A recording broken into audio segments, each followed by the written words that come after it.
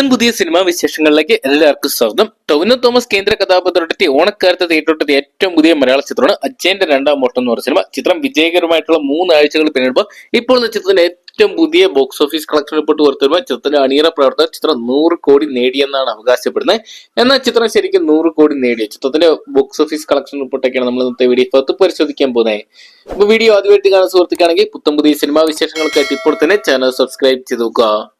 ടൊവിനോ തോമസിനെ കേന്ദ്ര കഥാപാത്രമാക്കി നവാഗതനായ ജിതിൻ രാജാണ് അജയന്റെ രണ്ടാം മോഷണം എന്ന് പറയുന്ന സിനിമ ഒരുക്കിയിരിക്കുന്നത്. പൂർണ്ണമായിട്ടും 3D അണിയിച്ചൊരുക്കിയ ചിത്രം ഓണക്കാലത്ത് ആദ്യ വാരം പ്രേക്ഷകരുടെ പ്രിയ ചോയ്സ് ആയിട്ട് മാറി. എന്നാൽ 2 ആഴ്ച മുതൽ കാര്യങ്ങൾ തിരിയുകയായിരുന്നു.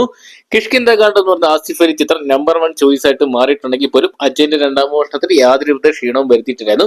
എന്തൊക്കെയാണ് കുട്ടികളുടെയും കുടുംബങ്ങളുടെയും പ്രിയ ചിത്രമായിട്ട് മാറാൻ അജയന്റെ രണ്ടാം മോഷണത്തിൽ സാധിച്ചിട്ടുണ്ടായിരുന്നു. ചിത്രം അതുകൊണ്ട് തന്നെ നല്ലൊരു കളക്ഷൻ തന്നെ സ്വന്തമാക്കിയിട്ടുണ്ടായിരുന്നു. ചിത്രത്തിന്റെ ഏറ്റവും പുതിയ കളക്ഷൻ റിപ്പോർട്ട് പ്രകാരം ചിത്രം ഇന്നലെ, അതായത് 3-ാം ഞായറാഴ്ച ചിത്രം കേരള ബോക്സ് ഓഫീസിൽ നിന്ന് കളക്ട് ചെയ്തിരിക്കുന്ന ഏകദേശം 2.5 കോടിക്ക് മുകളിലായിരുന്നു. ഇന്നും ചിത്രത്തിന് വർക്കിംഗ് ഡേയിൽ, അതായത് 10-ാം ദിവസമായിട്ടും വർക്കിംഗ് ഡേയിൽ യാതൊരുവിധ ഇടിവും ചിത്രത്തിന് സംഭവിച്ചിട്ടില്ല.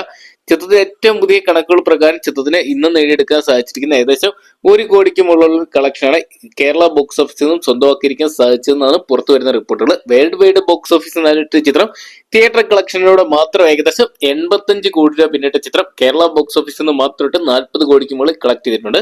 എന്തൊക്കെയാണ് ചിത്രം വലിയൊരു വിജയമായിട്ട് മാറിയിട്ടുണ്ട്.